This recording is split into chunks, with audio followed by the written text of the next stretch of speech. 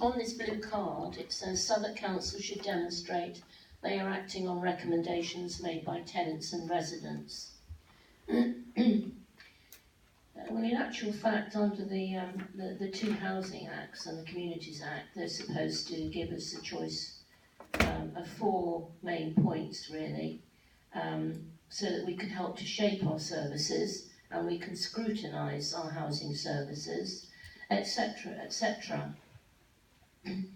My particular point is about estates that don't have a TRA. That's why I set up on Twitter something called Shout, which is Southwark Housing Tenants, the voice of Southwark Housing Tenants and homeowners that don't have a TRA. We haven't had one for nearly 3.5 years.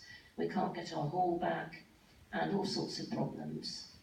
What I want to know is, now we're going to lose our area housing forums, which are so useful, because even if you don't have a TRA and you're not represented at that meeting, you can go along as an observer, as indeed I'm now doing. I am a tenant.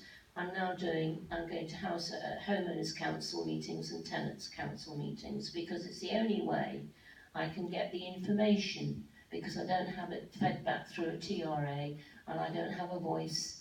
I'm not elected. None of us are on our estate. We don't have a voice. And this is really worrying, because at least the area housing forums we can go and observe and get copies of the papers being discussed about district heating being replaced, or infill and great estates, or CPOing a block, or whatever.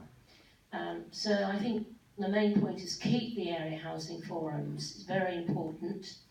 And then the other point I've got is, if instead of the area housing forums we're going to have to discuss all that business in an open domain, public domain venue at a new ward panel meeting, how will the 2 reps, 1 tenant and 1 leaseholder, representing up to 12 estates at that one meeting in public, with people like businesses and private homeowners in the streets, nothing to do with estates and council housing, are attending that meeting? How will those 2 reps know what to put on the agenda for all those estates and deal with all the problems which are normally dealt with and discussed at an area housing forum, when it's not that type of meeting anymore?